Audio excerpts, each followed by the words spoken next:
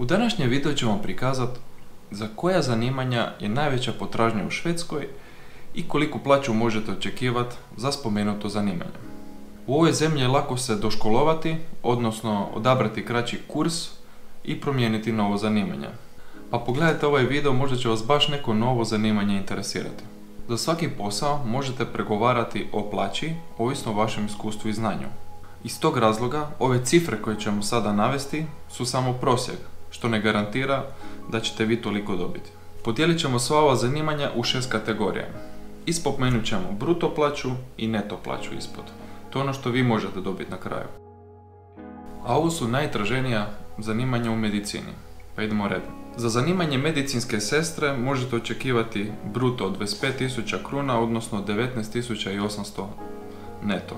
Za zanimanje medicinskog tehničkog inženjera je 33.000 kruna plaća, odnosno 25.600 neto. Za zanimanje biomedicinskog analitičara možete očekivati 26.000 kruna, odnosno 20.500 neto. Zubni higijeničar 26.000 kruna, odnosno 20.500 neto. Apotekari dobivaju 33.500 kruna bruto, odnosno 26.000 kruna neto. I doktori 50.000 kruna, odnosno 36.000 kruna neto.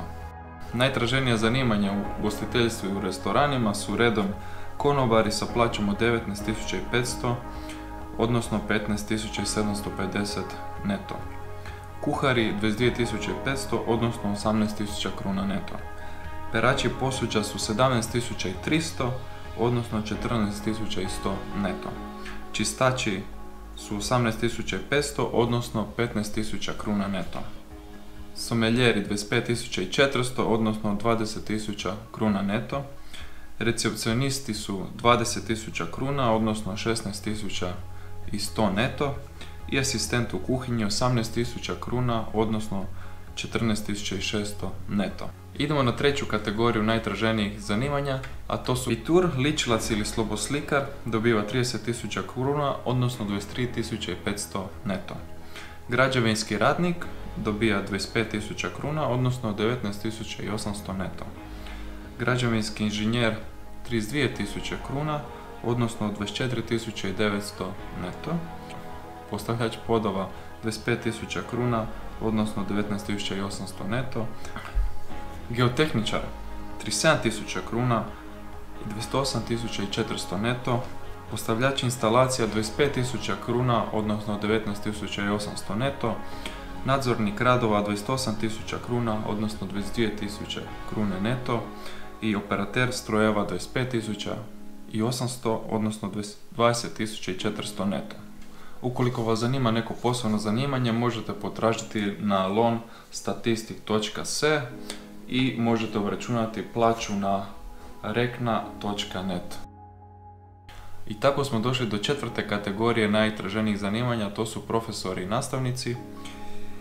Profesori dobivaju 28.300, odnosno 22.200 kruna neto.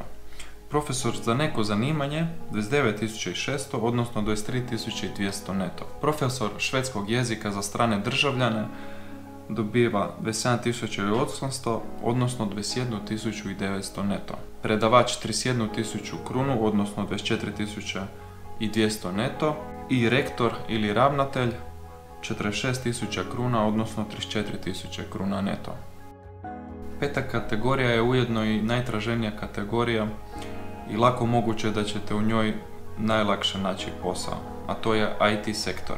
Neka od najtraženijih zanimanja u IT sektoru su IT konzultant 36.000 kruna, odnosno 27.700 neto. Programer ima 32.000 kruna plaću, odnosno 25.000 kruna neto. Administrator 29.500 kruna, odnosno 23.000 kruna neto. Specijalist sustava 37.000 kruna, odnosno 28.500 neto. Voditelj projekta 40.000 kruna, odnosno 30.500 neto. I web dizajner 26.500, odnosno 20.900 neto. U ovoj kategoriji ima još traženih zanimanja, ovdje smo samo spomenuli neka da vidite okvirno koliko su plaće za ta zanimanja. I preostala nam je šesta kategorija koju smo ostavili ostala zanimanja koja su veoma traženja, a to su redom brodski inženjer koji ima plaću od 45.000 kruna, odnosno 33.500 kruna neto, mašinski inženjer 33.500 kruna, odnosno 26.000 kruna neto, psiholozi 34.500 kruna, odnosno 26.700 neto, staklari 24.500 kruna, odnosno 19.400 neto i operateri u call centrima 20.000 kruna i 16.100 neto. Ukoliko ste stigli do ovdje možete pogledati još videa s informacijama o Švedskoj i bili bi vam veoma zahvalni ako podržite naš kanal sa vašom pretplatom kako bi vam omogućili nove informacije.